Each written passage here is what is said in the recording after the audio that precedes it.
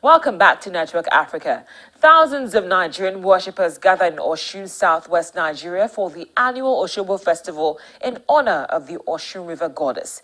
The river is believed to be the earthly manifestation of Osun, goddess of fertility, but this year's event was marred by a poor turnout of tourists as a result of the Ebola virus.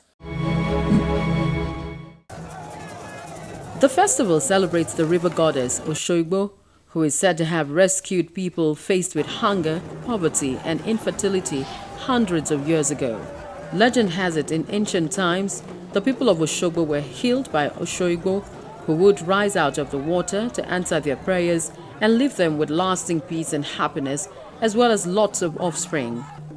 But unlike previous events, this year's festival had a low turnout of tourists following the recent breakout of Ebola in West Africa.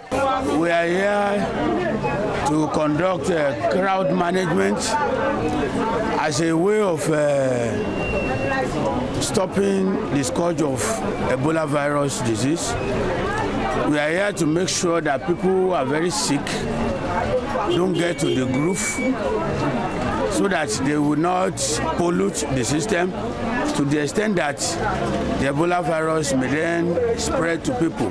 The hemorrhagic fever has killed at least 1,427 people, mostly in Sierra Leone, Liberia, and neighboring Guinea, the deadliest outbreak of the disease to date.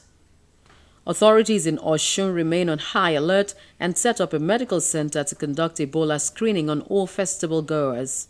When we were coming in, we actually were tested, and I have the impression that there is no Ebola in Osun State. And anyway, people have been praying that this particular year should, assist them so that they won't be infected by Ebola virus.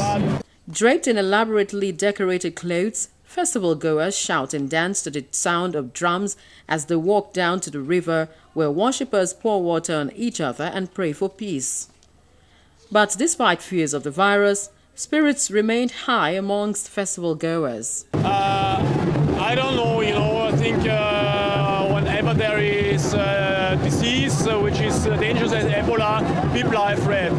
But I've been reading newspaper for last weeks, and I think, as far as I can judge, it's more or less under control, I think. The event also attracts hundreds of local artists and craftsmen and women who set up temporary stores at the festival, selling everything from handmade decorations to musical instruments and traditional Nigerian clothes. But it was not just small-scale traders feeling the pinch.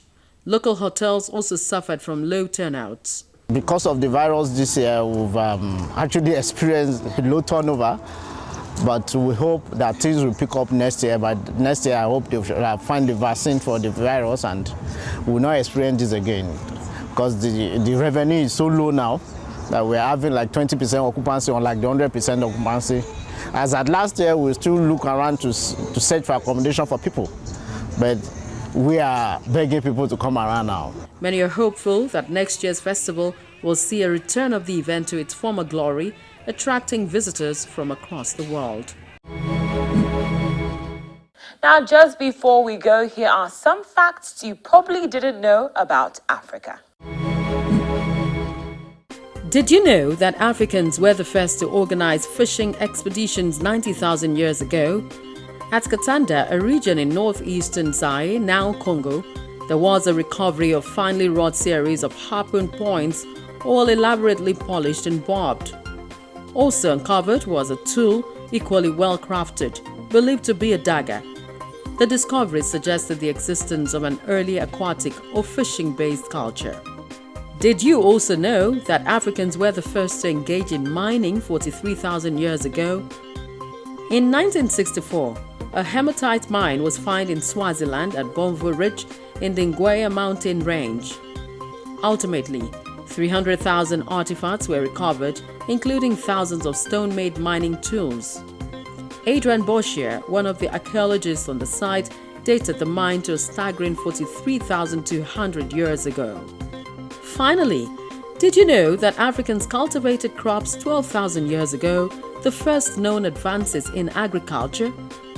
Professor Fred Wendorf discovered that people in Egypt's western desert cultivated crops of barley, capers, chickpeas, lentils, and wheat.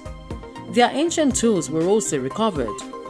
There were grindstones, milling stones, cutting blades, hide scrapers, engraving barns, and mortars, and also pestles. And that's how we draw the curtains on this episode of Network Africa.